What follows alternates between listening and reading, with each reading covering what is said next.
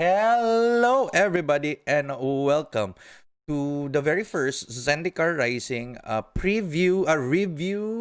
review. We're gonna review the color white, and I have a very special guest all the way from Canada. Bossing, are you there? Yo, what's up? Hey, all Kamusta the kayo way from lahat? Canada. Okay, Bossing, kamusta dyan sa Canada? Ay, starting to not rise but starting to fall ang aming Ah. situation sa weather. Oh, It's very okay. cold. It's very cold. Wow, wow. Right Sana now, 80 all degrees. kasi sobrang init dito Sana sa oil. Pilipinas. How Bossing, many? musta ang magic career natin dyan sa Canada? Wala na. Ay, MTG Arena na. Oy, No time arena. to play So, personal game. so excited ka masyado Face-to-face ditong game. excited ka na tong Zendikar Rising? Sort of. Kay my deck really in MTG Arena is gain life, and there's one Oy. card that would benefit me, Oy, and that's my man. favorite right now. I think all of the people will be happy with this card. Oh, wow, wow. Like a All good, continuation. all. That's a brave. All, Okay. all So let's get similar to this. Platinum. Shindig started, and we'll start. So Let's get the our part started. so our set review would be mythics, then rares, then both of us will choose either a common or uncommon that we feel that would see competitive play or we just like. So we're gonna set things off with our mythic review, and this one's a doozy, and this is Angel of Destiny. Angel of Yan Destiny ang is sinasabi ko, Nax. yes.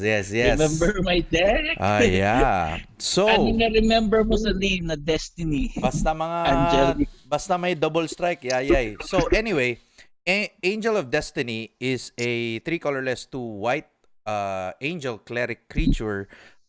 It has 2 power and 6 toughness, flying double strike, and whenever a creature you control deals combat damage to a player, you and that player each gain that much life. And he has another ability at the beginning of your end step. If you have at least 15 life, more than your starting life total, each player, Angel of Destiny, attack this turn loses the game. So, Bossing, why are you so excited for this card? This is my favorite, Nax. Alam mo kung bakit? Bakit? Because my deck currently is, I rely on Ajani. Yung when you have 15 or more life in the starting life, you win the game ba yun? Yes. Yeah, it's similar to this one. And it's not only lahat makabenefit nito. I think all of the people will make a deck on this one. Because from So, the second ability itself, so disregard mo na if lang yung based on your assumption, anong klaseng deck the next ang ban. makita mo nito sa Angel of Destiny?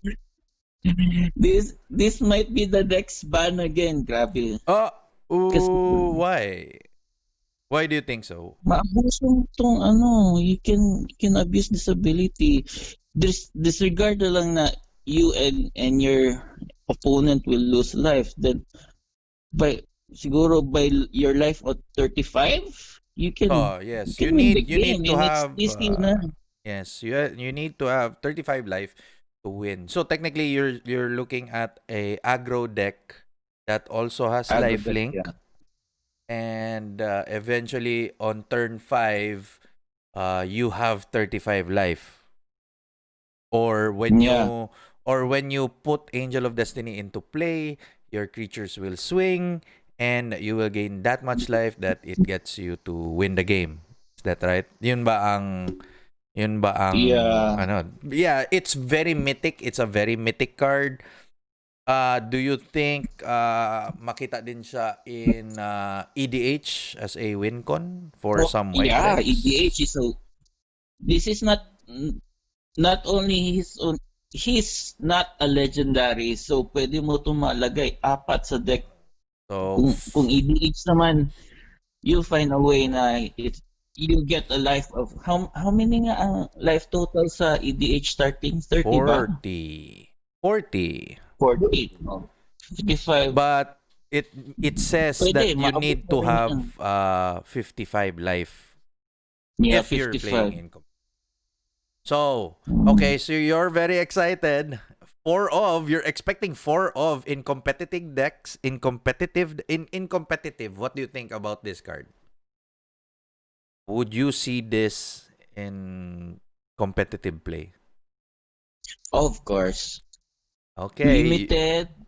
Limited siguro mahirap na siya sa limited kasi there's not a lot of life link sa draft Uh siguro ngayon. actually But in constructed. actually Marami ba? Angel of Nax? Destiny does not give your creatures lifelink. So whenever a creature deals combat damage to a player, it does not mean it is so creatures with trample will deal damage if there is trample damage. So Yeah. yes, so it does not give creatures lifelink, but Yeah. you don't need. But I think in limited, this is an automatic first pick. This is a Oh, first bomb. pick. Pero Yes. You would just to, make to a take that, synergy with. maski 2-6 lang siya, pero gwapo siya na ability actually. You don't I like need. it. It's double Yes. strike. So, bossing, competitive play, yay, Yeah. may, or meh. Yes. Very. Yes. But This is my for favorite me, card. I honestly think this is a very good sideboard card for white control decks. Because with the 2/6 with the 5 mana casting cost, this is a win all card rather than a win condition on itself. So this is a win more situation with this card. And I think sideboard wise, if you put this against aggro decks, they won't have any, concrete blockers or attackers that could benefit with Angel of Destiny. With Questing Beast still in constructed, Questing Beast can scare the bejesus out of Angel of Destiny. Anyway, Yeah. The, so the drawback with this one, kung uh, mo attack ang opponent, you won't gain life. Pero if you attack, both of you will gain life. So that's the drawback. but with double strike, automatically Angel of Destiny gains 4 life. So mas Mhm. okay siguro kung may mga double strike or malaki na creatures, so mag-swing sila Yeah. and all. So, with that out of the way, that's a bossing guarantee. Is that a guarantee? Is it Charles Barkley guarantee that the Angel of Destiny is a bonkers card in constructed? This is Shaquille, Oh, hindi Shaquille Charles O'Neal. Oh, Barkley. wow, wow, wow. Okay, okay. So, Shaquille. let's proceed with our next mythic rare. And this is one of the modal mythics that you will see in Zendikar Rising. And it is Emiria's Call. Emiria's Call is a 4 colorless, 3 white sorcery, mythic rare that says create 2 white angel warrior creature tokens with flying. Non-angel creatures you control gain indestructible until end of your turn. And since I said it's a modal card is it is a land on the back, and it says as Emeria Shattered and it is Emeria Shattered Skyclave. It is a land. As Emeria Shattered Skyclave enters the battlefield, you may pay 3 life. If you don't, it enters the battlefield tap, and it produces 1 white mana. So, bossing, what do you think? This one, basta modal with the land, this is good for limited also. Kasi Yeah. you have a choice kung if this is your first of your first draw, pwede mo siyang himo og lansa kasi it's hard. It's three white and 4 any color. So you will base maybe mono white or ramp Yeah. mana jud ani. So, Although it yeah. entreat Although, angels kumbaga. Yeah, this is an entreat angel. yeah, this is a okay spell Seven. for.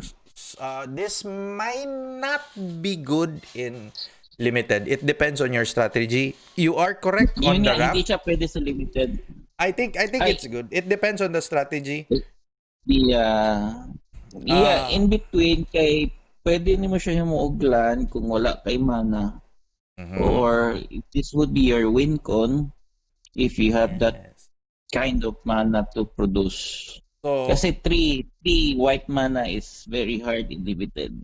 Especially yeah. kung hindi ka mono. Yeah. Yeah, it's true. It's true. It's very good. So, how about standard, modern, legacy?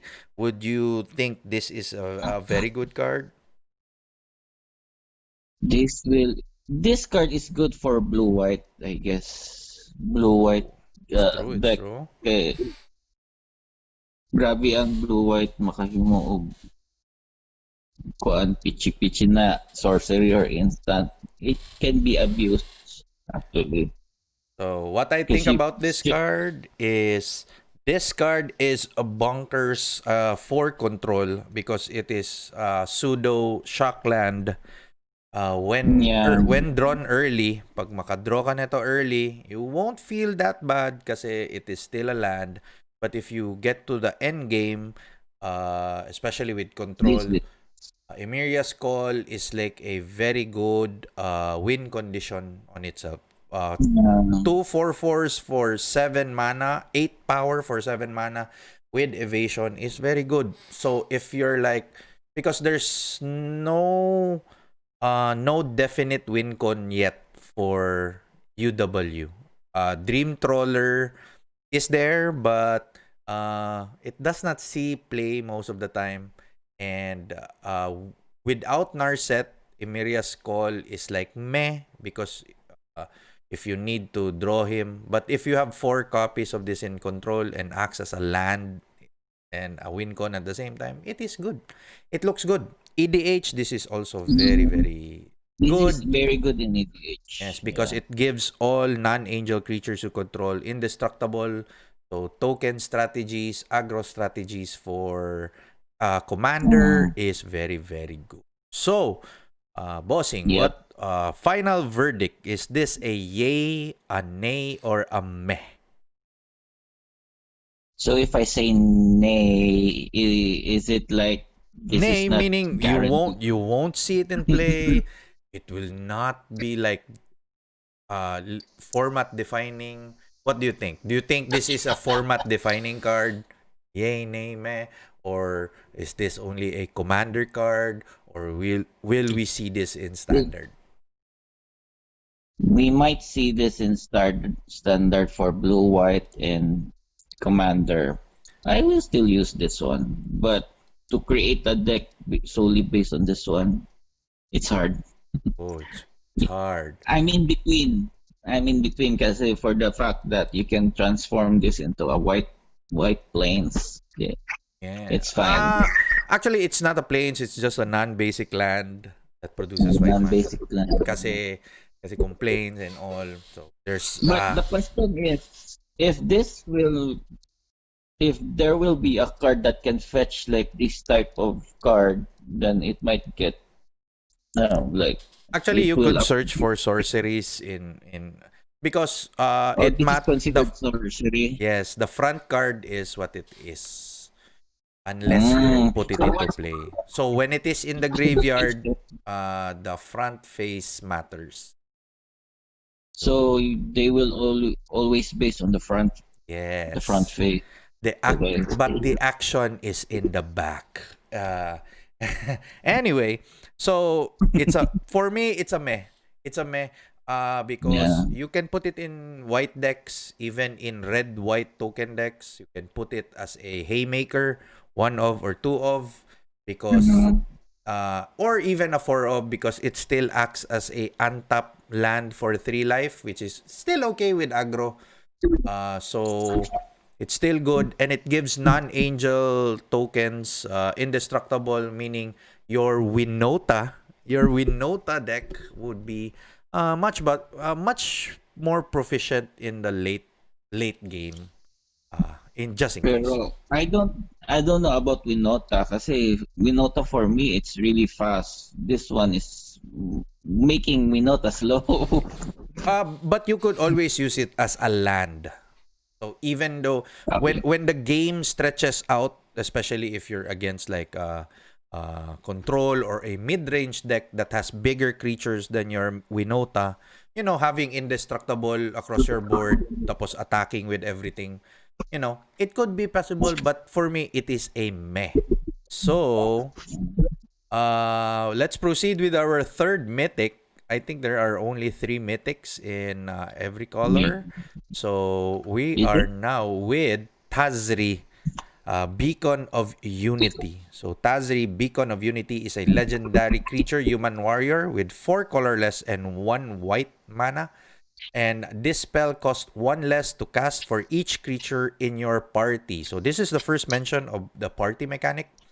And it Mm, has, if you tap for a blue, I think I forgot the term about the casting cost. hybrid. So, oh, thank you, Hybrid. thank you.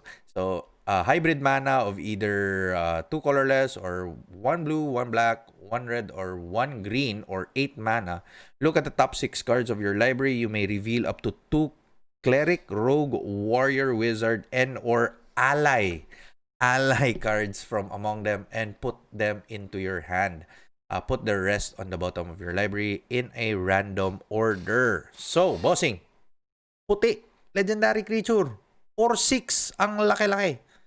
What do you think? EDH. Oh, automatic. So, Automatic EDH.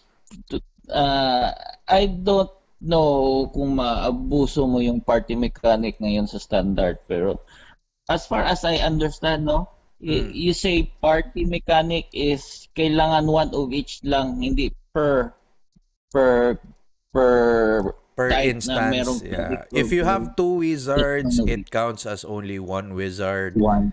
But if you have a Yeah. cleric, So rogue, and maximum of warrior, five. yes. So, actually, in party, so let me just check a Yeah, quick we should mechanic. elaborate about that party kasi murag daghan Yeah. misunderstood sa mechanic. Actually, the party, there's no oracle text here, but from what I know, the party is a cleric, a rogue, a warrior, and a wizard. The end or ally is only present in the words because Zendikar, the previous Zendikar sets has the ally mechanic. Natin. Yes. Yeah. So yes, EDH. But what do you think if you could cast this in a cleric warrior white deck that you could cast Weird. this card in turn 3? Having a third turn 4/6 creature that gives you the ability, late game ability to draw more creatures just to fill your hand. Uh, so Well, he is that, already a warrior. Yeah. So, uh yeah, EDH. I would have to agree, EDH. So, yeah. Limited, what do you bossing, think? the mythic rare, is this a yay, a nay, or a meh?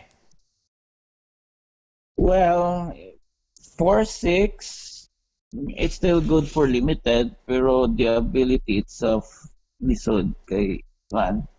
Meh. Yeah, so it's a meh.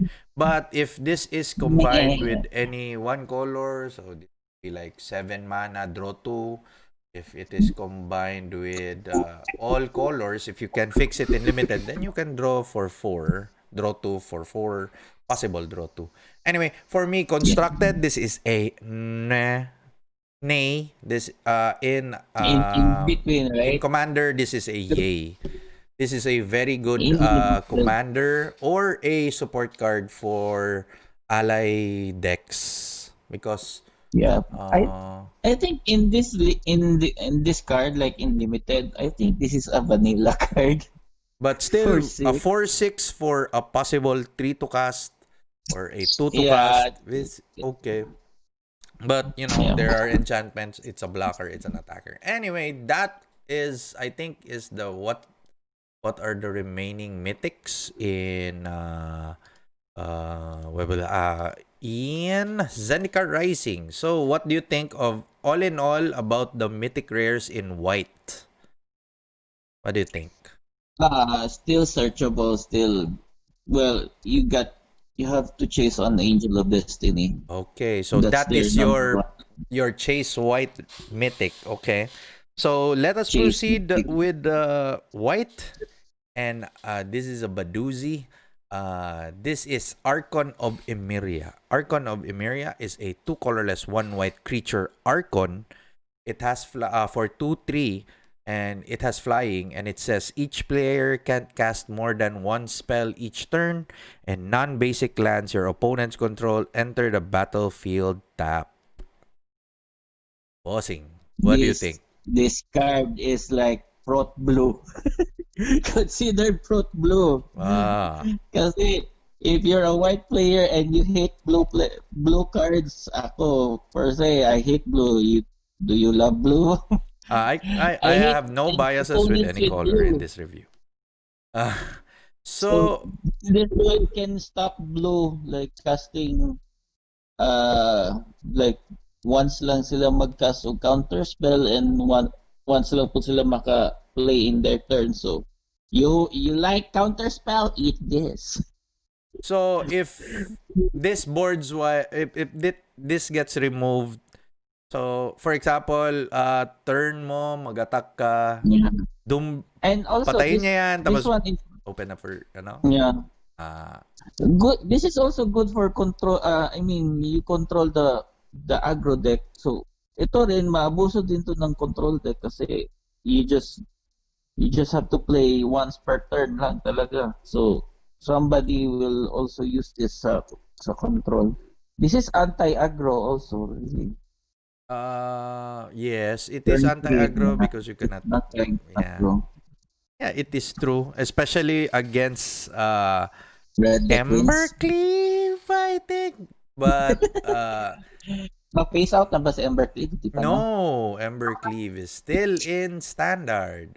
For me, Archon of Emeria is a good Archon card for a Archon tribal Mm, deck in standard with harmonious Archon, I think. All non-Archon cards changes. All non-Archon creatures becomes 1/1, I think. So, Archon of Emeria still in play, is immune with Harmonious Archon. I forgot the name. It is a mythic Archon. Uh, but for me, this is a sideboard card. Yes, against combo. yeah, it's a I sideboard card. against combo against yeah because Aggro. the first sentence each player can cast more than one spell each turn is is symmetrical, so it hits you and uh It's it also hits the opponent. one. So if you're in a counter war and this is in play, and he circumvents any way to cast spells or put spells, so there might be a little bit of trouble. So this is a sideboard card for me. So bossing, what do you think? Mm. What do you think of Archon of Emeria? Yay for sideboard. Yay for sideboard also. And with that, we will proceed with our next rare. And this is a very, very cute, I think, Steplinks. But I am very excited for this card. Not really excited, but the janky of jankiest decks. This is Arch Priest of Iona. Arch Priest of Iona is one white creature human cleric for star 2. So he has a toughness of 2. And it says Arch Priest of Iona's power is equal to the number of creatures in your party. So your party consists of up to one each of cleric, rogue, warrior, and wizard. At the beginning of combat on your turn, if you have a full party, target creature gets +1/+1 and gains flying until end of turn. Bossing, what do you think? Mm. This card, hindi siya pwede for mono white to the fact that there's no wizard in white. So, this is for multicolor deck. Ay, kasi hindi mo siya ma-get into full potential if you don't have this party.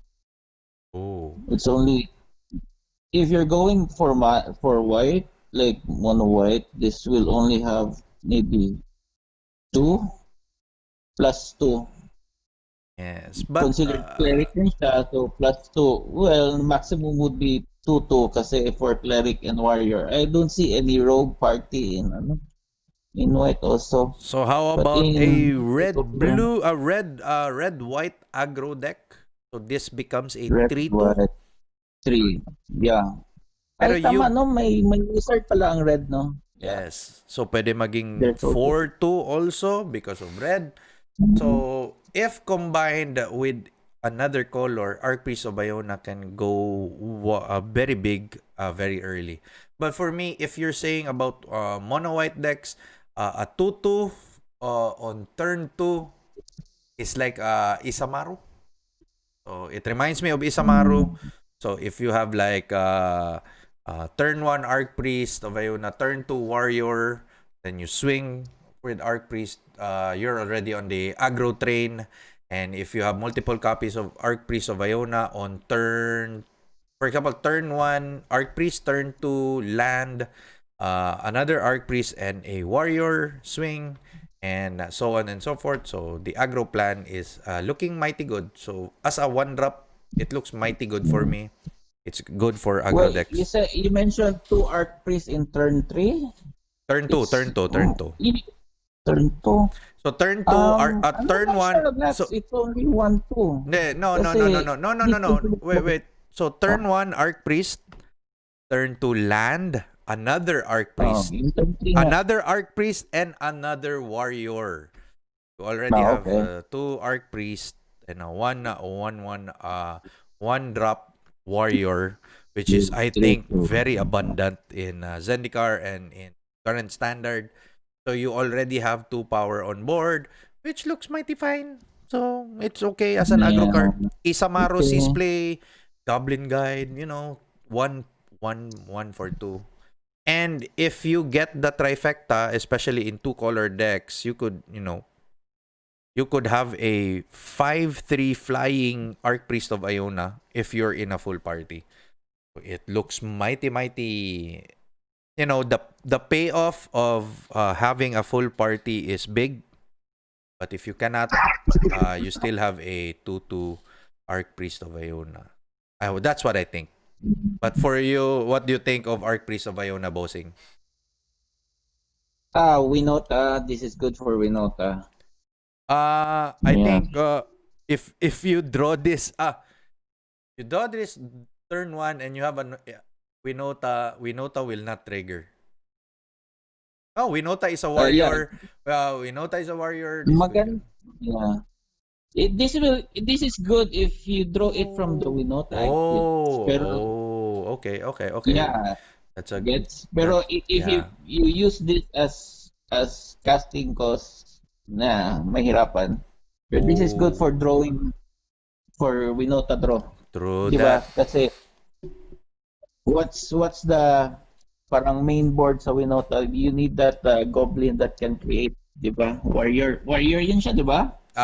It is already out of rotation. I think Legion Warboss. Wala na. Wala na si Legion Oh, Warboss. So, ayan. yeah. So, Pero it's speaking of we'll explore Winno, this yeah. one. So, wait lang before tayo we proceed. Arc Priest of Iona, what do you think? Yay, nay, or meh? Overall. Overall. Ah, ako sa ngayon. So, kung ma-open mo Ne. to, siya sa pack mo, anong ma-feel mo? I can still use this in limited. It's still Okay. usable. Pero if you base this one just for him, mahirap. Okay, so This is that's good. that. This is only good. Yes. For Pero me, in constructed, you can make an aggro deck with this. In limited, yes, you can build around this. But for a rare, in limited, and this is your core of your deck, this would be nice. It gives +1/+1. It could act as an enchantment later on. Anyway, so let us proceed with our next rare. And this is one of my favorite cards. This is Felidar Retreat. Felidar Retreat is an enchantment with 3 colorless, 1 white. And it sorry. has landfall. Whenever a land enters the battlefield under your control, choose one. It's either you create a 2/2 white cat beast creature token or put a +1/+1 counter on each creature you control. Those creatures gain vigilance until end of turn. Bossing! What do you think about Felidar Retreat? Pwede siyang pamalit kay Ajani. Oh, Because this pwede. is an enchantment. You can put this is similar to Ajani that I'm using. Either well, ano lang landfall. You need to have like every turn may land ka talaga. Yes. And it's also an enchantment. So So, lisod siya like eh. niya. Yes. True that. Anyway, Felidar Retreat is very, very strong. It is like the Mhm. retreat cycle of previous Zendikar block. It is very good. It is a utility card with fabled passages, evolving wilds, search. You could Yeah. make a white green ramp deck that could abuse Felidar Retreat on turn 3. On turn 4, you could ramp all the way and create 2/2 creatures, or You even could if you boost your don't need, Mamau. yeah, you could make your own Mamau, or you could like put a ramp creature, put Felidar Retreat, all your land drops, you just put +1/+1 counters. Since white green has a +1/+1 counter matters theme, since court M21, this looks like a very, very spicy addition to that deck, because all your lands act It's as significant. a, yes, very significant. So ano pa, in EDH this would be like Nisa. bananas. Yeah, Nisa will trigger. Sarap. Kung Yeah. ma-ulti mo ang Nisa, wala. Yun, ma-GG ka na. Yeah. In historic, yeah, a white green historic deck with +1/+1 Mhm. counters, this would be very good. Especially when you have like Nisa on board, a land drop with your animated lands. So they already have vigilance, and they're getting bigger and bigger. So, Yeah. what do you think of this card? Is this a yay, a Wait. nay, or a meh? Wait. Shout out muna sa baby ko. She's Okay. with me. Oh, Say hello, hi, hello, Queen hello. Queen. Yeah, so hindi makita pa sa What do you think, video. Queen Queen? Yeah. Big shout outs. Is this an this Yeah, is a yay. this is a yay. Why? This is a yay for me. For me also, the only drawback for me for saying this is very bonkers is the mana cost of 4. Mhm. But if you have this late and you have a land, all your land that you top deck does something, and it is really, really good. Anyway, Mhm. so before we proceed to our next rare, we still have like 1, 2, 3, 4, 5, 6 more rares. Uh, don't forget to subscribe and like the video if you're liking the content. And if you really like the video, I may uh, have Bossing again as a guest for Black, for the Black review. Ooh. But we already have a lineup of wonderful guests in. But if Bossing is still available on the scheduled time with my guest, it would be fun. The more, the merrier. Uh, anyway, Yeah. let us proceed with our next rare. So it is loading a little bit. My setup is kinda, yeah, cutie, and this is a Badoozy, and so our next rare is a Legion Angel. Legion Angel is a creature angel warrior for 2 colorless and 2 white mana. It has 4/3, and it has flying, and it just says when Legion Angel enters the battlefield, you may reveal a card uh you own named Legion Angel from outside the game, and you may put it into your hand. Bossing, what do you think? Ah, this will occupy space in your sideboard. I don't like it. Ooh. Kasi it's just a creature and the ability to find a creature with with the same name and 4/3 to 4 to cast 4/3. Hindi na lang gawin nilang 4/4. And Uh, it's evasion, it has flying. vision. Yeah. I think it has 3 toughness, because Yeah. for me this is a very, very good in constructed.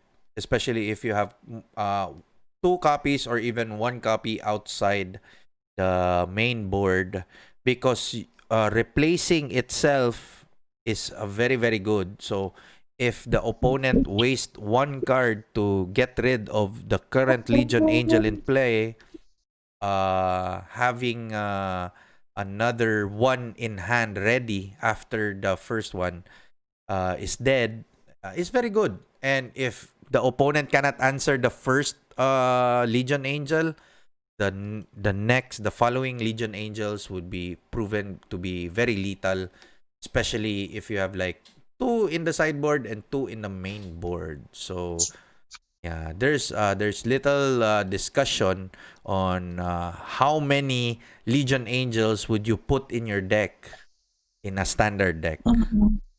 So would it be like two main deck, two sideboard, or one main deck, three sideboard? So which one is the more wonderful in Baraha modes bahin? So But you have a lot of chances if you have two in your deck rather than have only one in your deck. Kasi if you're saying this is only for one in your deck, then you're saying that this will be your win con. oh, which is Eh, viable, This is a viable win con, especially in limited if yeah, you this get is two good of for these in ano, limited. Oh my Nax. god. So This is good for the blue-white flying. yes, this would be This good also for a blue-white flying. yes. So you could have like two main deck, then you keep two or one or just even one on the sideboard. So meaning you have Mm. an extra card. You have four to cast, 4/3 flying, draw a card. That's the ability. That's what I see in the ability, and it looks good for a rare card. In limited, it would be hard to pull off drawing two Legion Angels in limited. In sealed, Yeah. that's very very good. But in draft, it may be very hard. So, Sealed, you mean? what do you think No, about this card, sealed. bossing? Overall, Sealed, I don't think this will this will be in sealed kasi it's the chances of getting two on the in a sealed yeah, deck but there is is the rare. probability. There is the probability of you getting two. There have been multiple instances where you get the same rare in a sealed pool. So in sealed, yeah, there's a little chance that you get it. But if you get two copies of this, it's either you main deck two or you put one on the sideboard, which gives you another threat in the main board, which is very good. But in constructed, what do you think? What do you think of this card overall, bossing? What do you think of this? Overall, I would give a nay, not meh, but a nay. Kasi It's a you can still nay use or this a as meh? it's a nay, not a may. It's a nay. It's a Nay. nay. So we're not going to see this in standard or in any other eternal formats. Hmm. Mm, Not. I don't think so. okay. So with that, bossing said nay. I say it's a meh. We'll proceed with our next rare, and this is Luminar Aspirant. So Luminar Aspirant is a creature human cleric for one colorless, one white. It has 1/1, and it just says at the beginning of combat on your turn, put a +1/+1 counter on target creature you control. Bossing, This what do you is think? yummy. This is like a champion of parish, and it will be put in the champion of parish deck at the beginning of combat. So And it's a in permanent +1/+1. yeah, I don't care. It's turn two. I don't care. It's what if it's 1/1. Pero turn two, you have 1/1, but this will boost up the 1/1 with the +1/+1. So okay, masyado to. okay, masyado for You aggro take decks this. and white green token +1/+1 counter decks. Uh, Mm-hmm. In uh, limited, yeah. this is an automatic go in. So this is a bomb. So this is a This is a categorized bomb. bomb, and with that, we'll have the Oh no, I don't have the soundboard. No. We'll just play it here. Oh wait. Oh no, I forgot to put in the trigger. Anyway, with that said, I think yes, this is a bomb, sort of a bomb. If you draw this late game, you could always put the +1/+1 counter on on a bigger Yeah, creature. Uh, but go if for it is him. all by its lonesome on turn 2, this could grow into Tarmogoyf levels by turn 4, turn 5, if left unchecked. If left unchecked, you can have a 2/2 on turn 3, 3/3, or if you put another copy of Luminar Aspirant on third turn, you could just put all the counters into one Aspirant, and it tends to grow. And if left unchecked, it is very dangerous. It is very lethal. Well, Yeah, turn 2, it can also be a 2-2 yeah, kung because yeah, if you have turn 1, turn 2, yeah. naka-creature, So yeah. turn 2, 2/2, turn 3, 3/3. So following on that turn, by turn 4, you have a 5/5, no, a 4/4 creature on turn 4 for 2 mana, which you did not need to do anything else.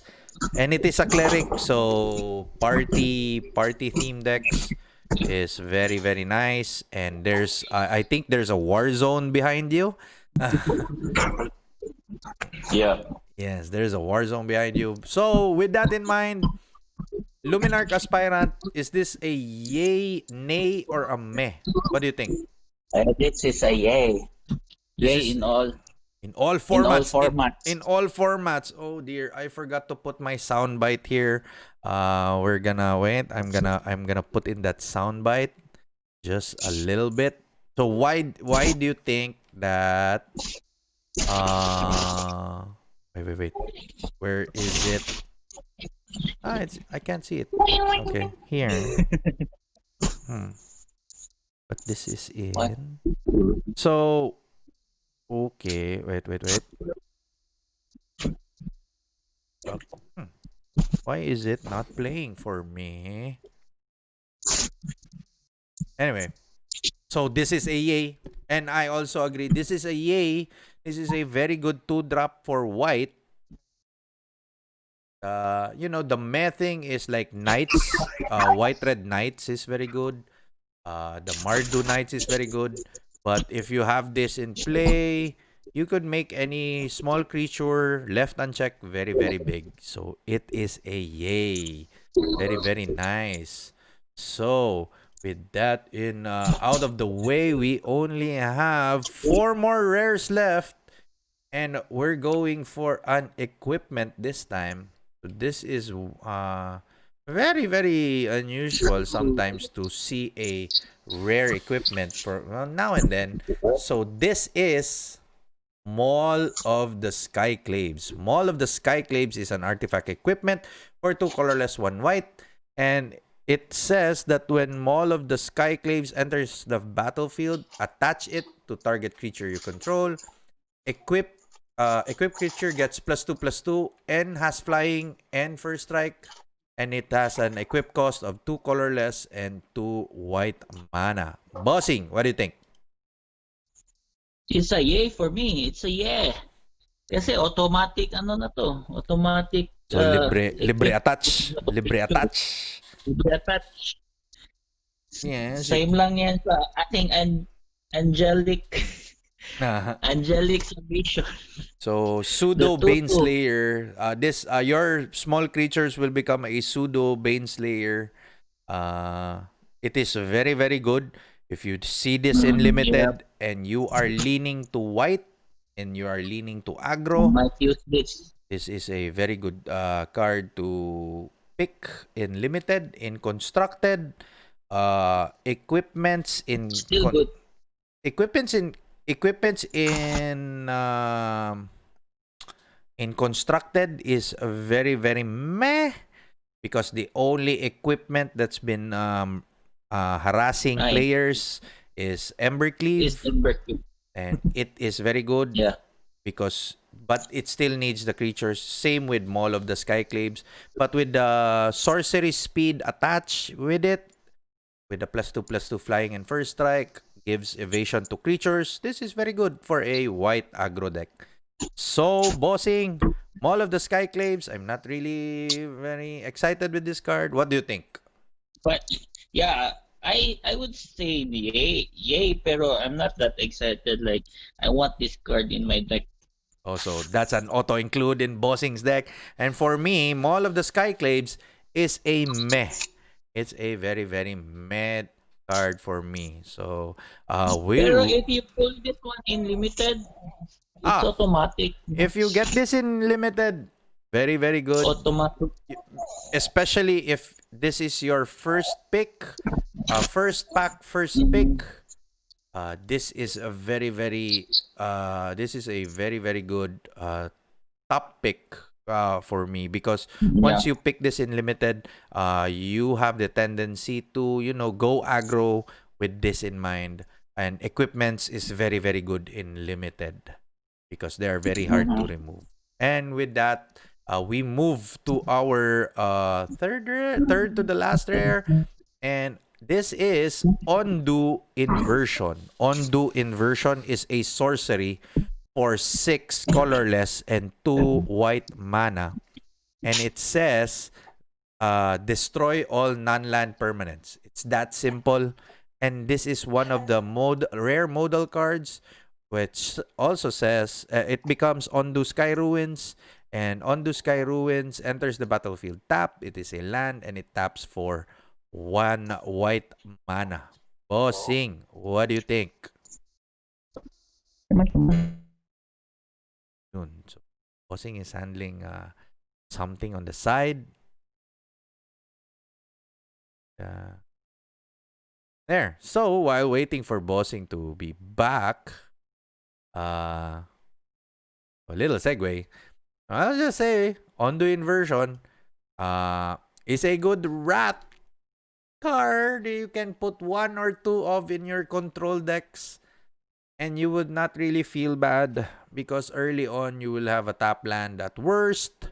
In the late game, especially when you're kind of behind but you have enough lands, this is a very satisfiable top deck.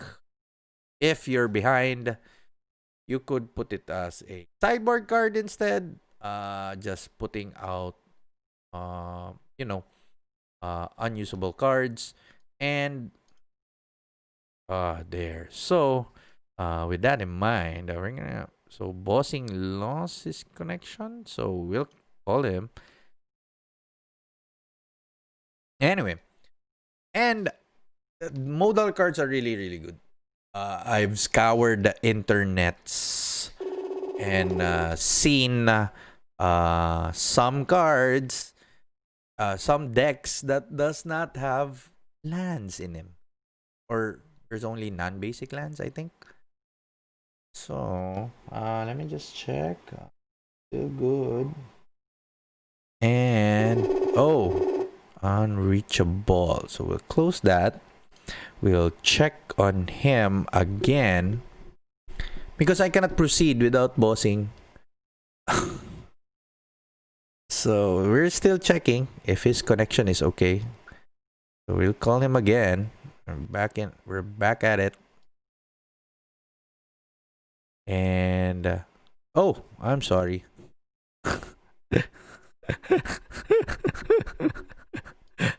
I feel really bad. Anyway, I'm just gonna check. No, no, no, no, no. We are gonna check audio properties.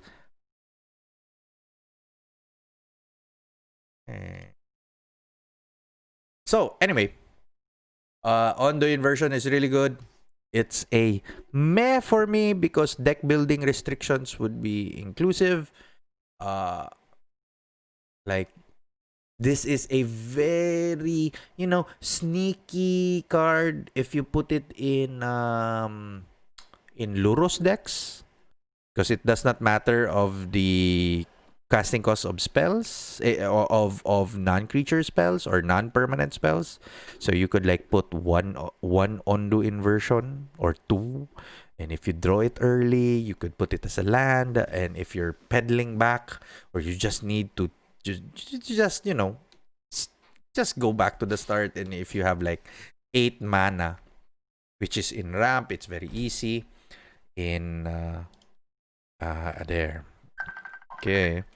So bossing is back. Oh, I'm sorry. So, error card. Okay, so okay. So we're gonna call him back. Why does he want my camera? I'm using my camera. I'm just wait. So I'll call him instead, but I'll call him through voice. No, I'm the one calling, man.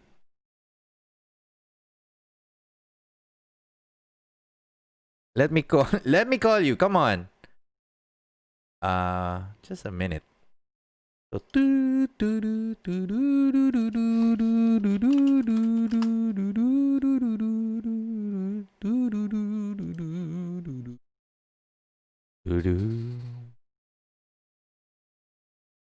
okay. Hello. Okay. You're back. You're back. So technical difficulty, nawala yes. akong signal. Oh dear, walang signal dyan. In Canada. It happens rarely. Yes. Oh, it happens rarely. All right. Anyway, so before ka ni nawala, ang card na akong gikuan kay Ondo Inversion. So, Ondo Inversion is a sorcery, destroy all non-land permanents for 8 mana, and it is a modal card which you can use as a land card. Bossing, what do you think of this card?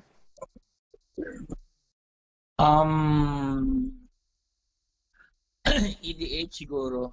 EDH can be. EDH. But for standard, why would you destroy all non-land permanents, including yours? For example, behind ka na, bossing. I mean, naga-backpedal ka na. Lugi. Well, if you're saying you're behind, the question is, are you gonna put this on your main deck or even in your side deck? Oh, that's very good. You won't really say or predict na I will be behind, so I will put this one. Oh. Walang gagamit nito sa standard. Oh, wow. So, is that a prediction, bossing? Oh my God, I need my soundbite. Unless you are making a deck on that one. If you want, then yeah, okay. No, you're saying no. Ang ginasabi mo kay ang gusto mo sabihin kay lisod ni siya ibutang white decks or any other kind of decks. Mo na imong ginaingon, di ba? Yeah. And it won't see play in standard. Trust me. Okay. Is that a guarantee? Can I hear a guarantee? One time. Guarantee. 100% Sabi ka lang. guarantee. Alright. You heard it first, EDH, bossing. yeah. EDH, yeah. But EDH, in standard? Pwede. In standard, in limited, yeah, you heard it from the man. It's 100% guarantee. Challenge me. Create a deck on this one. Wow. We may see some in my quick deck tech series, but with that out of the way, oh my God, I should have my soundboard. We will proceed with our second to the last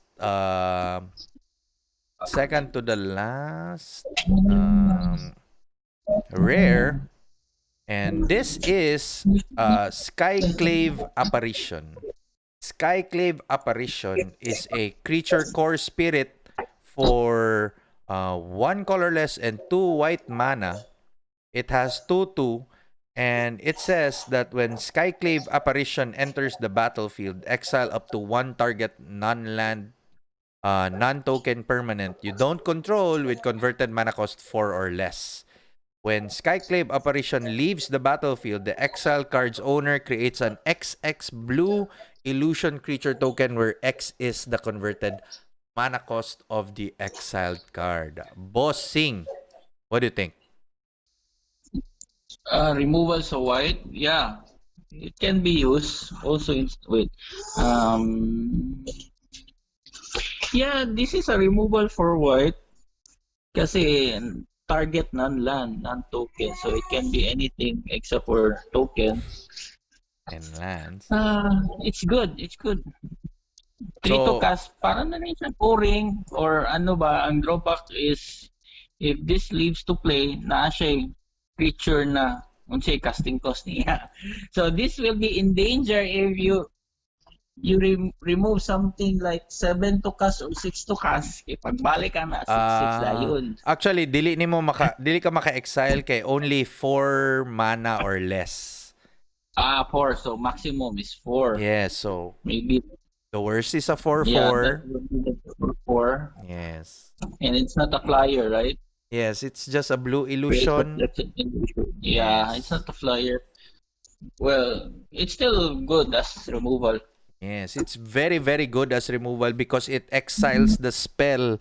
It does not Yeah. return it when Skyclave Apparition leaves play. Yeah, But indeed. it's very good against Anax in red decks. It's very, very good against Uro in Simic decks. Because even What do if you call the abilities na sa mga Uro Nax? Sa ganito sila? they are Uro. Elder Titans where it enters the battlefield, draw card, gain 3 extra land drop. So Yeah, technically, that's very Skyclave good. Apparition is really good if you're facing with the Elder Titans, Anax, or any aggro decks because Anax is very, very hard to remove because even if you destroy it, it leaves a token which puts the opponent, the red decks up.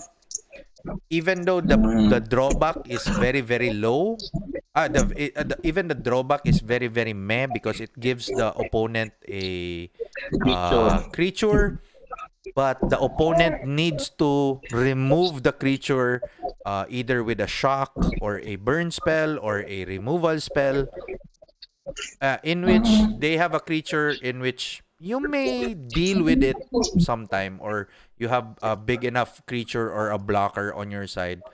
All in all, this also removes Oko, which is very, very good. And there's another Yep. war zone in Canada right now.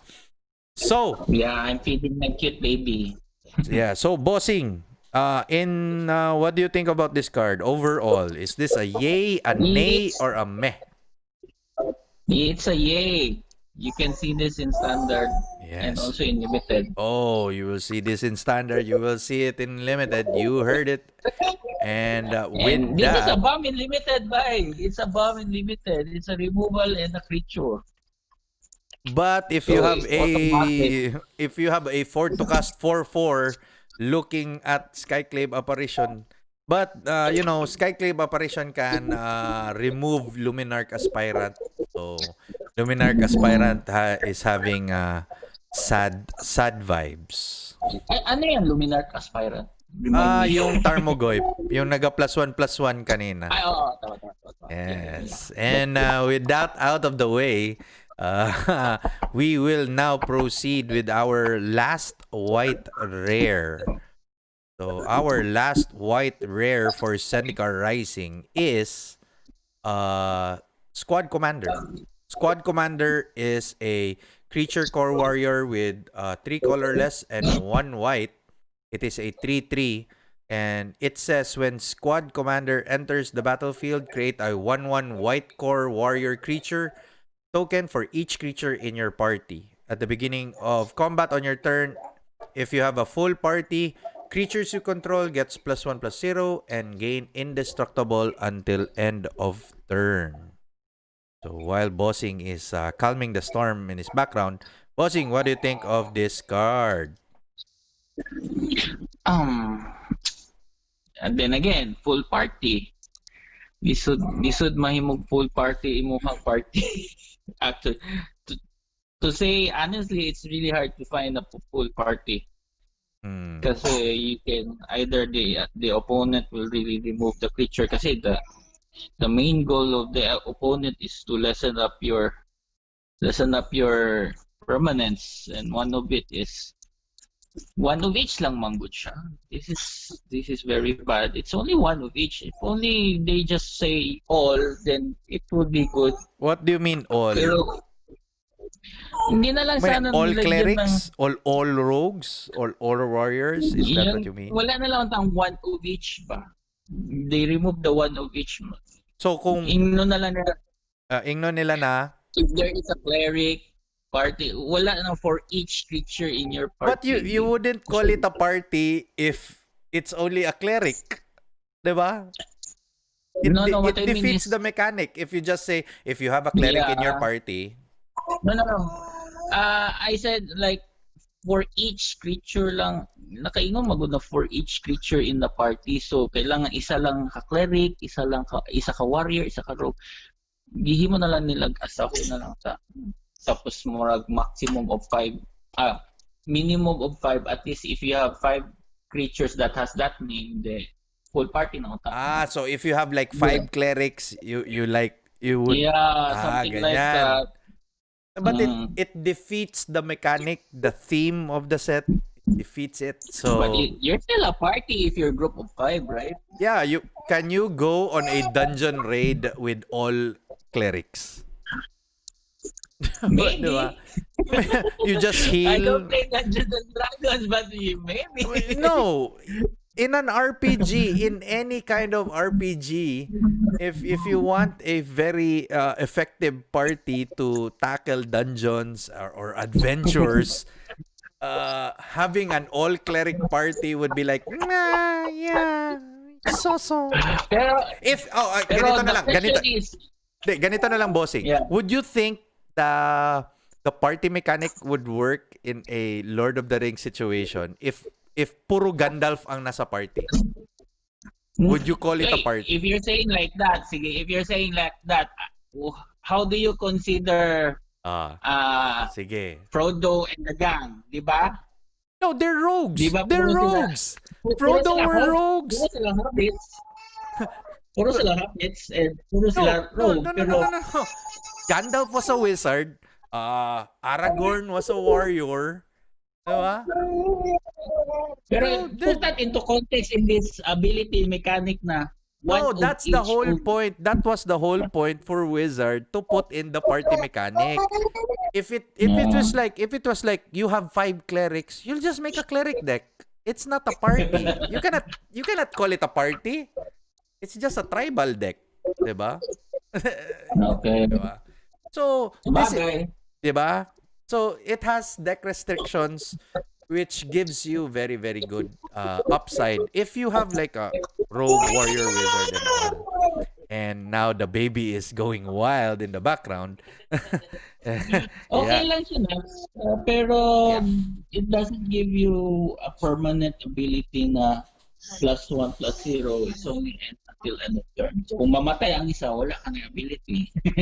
Pero it has indestructible during combat. So when in combat situations, squad commander, if you are in a full party, you are guaranteed to win every combat on your turn. So if you have like a double strike warrior, an evasive rogue, a Luminar Aspirant cleric, then with this as a warrior, you have a very very formidable party to to play with. In your turn, this is very strong kasi No, I'm not saying it's strong. It has limitations. But the upside is very very good. But for me, this is a meh. Unless, so, bossing is also crying already. Okay lang yan. Anyway, standard constructed bossing, is this a yay, a nay, or a meh? Overall. I might see this limited. No. Nah, it's a nay. The big nay. Anong ma-feel mo pag ma-open mo to sa, bili ka ng booster box, nag-open ka ng pack, anong ma-feel mo neto? Okay. Yan lang. Okay. Anyway, so yan na lahat ang mythic pati rare. So medyo mahaba-haba ang review na ito. As expected, as not expected, I was expecting for a more quicker but medyo intense yung conversation. So before we end this set review, bossing, what do you think is your so medyo nag-aalburuto na ang background music. So bossing, what do you think is your uncommon or common of the set? Which common and common in the set do you like? The uncommon, I like the Journey to Oblivion. So Journey to More of Oblivion. So wait. Anong yung may term na journey din na the same ability? Journey to Nowhere. Yeah, Journey to Nowhere. Yes. And Oblivion Ring. So ang hilig nila mag-combine ng names. yeah. So this is your uncommon card for for Zendikar? Uncommon. So bossing's pick That's for my uncommon. Bossing's pick for Fave uncommon is Journey to Oblivion. Journey to Oblivion is a 4 colorless, 1 white enchantment. And this spells cost 1 less to cast for each creature in your party. And it says, when Journey to Oblivion enters the battlefield, exile target non-land permanent an opponent controls until Journey to Oblivion leaves the battlefield. So yan ang choice ni Bossing. Well, for me, my uncommon common choice would be Kabira Takedown. Kabira Takedown is one of the more exciting uncommons that I've seen in Zendikar Rising.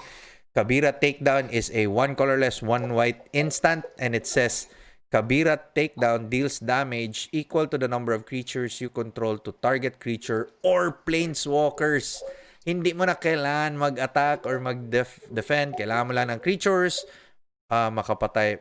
This would help in aggro decks very greatly. Common card? It is a uncommon card. And Okay, it is sige. also a modal card. So if you don't have any land drops, you can use it as a land drop instead. It is very, very good. Yeah. Having uncommon modal cards is very good. Hindi ko siya nakita dito na. Hindi mo na check. So, it is Kabira Takedown for me and Journey to Oblivion to Bossing. So, Bossing, all in all in Zendikar Rising, anong card talaga ang pinaka-excited ka masyado for white? It's the Angel. Yeah, Angel of Destiny. Alright, Angel of Destiny. You heard it, ladies and Just gentlemen. like the figure of Destiny. Yeah, Nakapit wow. siguro siya. So, yan ang pet card niya. For me, white, very, very, very, very, very good. Rare for me would be Felidar Retreat. So, that is my white pick for Zendikar Rising. So, with that out of the way, thank you very much to Bossing all the way from Canada, You're waking welcome. up this very early while taking care of the kiddos. Bossing, may shoutout ka? Any final words before we head out? Shout out sa akong pinsan who's in New Zealand. Kaka-recruit ko lang siya sa MTG Davao. Wow, yes. Okay, big shoutout. Anything else? RJ, listen to Nax. It's No. guaranteed that you will learn something from us. No, I am not a aficionado. I am just a avid fan of the game. Thank you once again, Bossing. If ever na gusto pa nimo og mga set reviews in the future, ingon lang daan kay para ma-set na to og schedule. And maybe paglabas ng Zendikar Rising, pwede ta mag-one-on-one. Ano mo lang sa sa Discord mo channel. Sure. Is that possible, Nax? Oh yeah, we will check if all our predictions were right. Actually, I wish that hindi busy si Idol Sean pati si Idol Arnel para para balik ang gang for the set review. Thank you once again, Bossing. And yeah. And good Ayun, ulitin. And good morning. Sabihin mo ulit. Yun. Anyway, with Uh, anyway, with that out of the way, this has been White Zendikar Rising Set Preview, and I thank you. And once again, I will see you in the next video. Bye!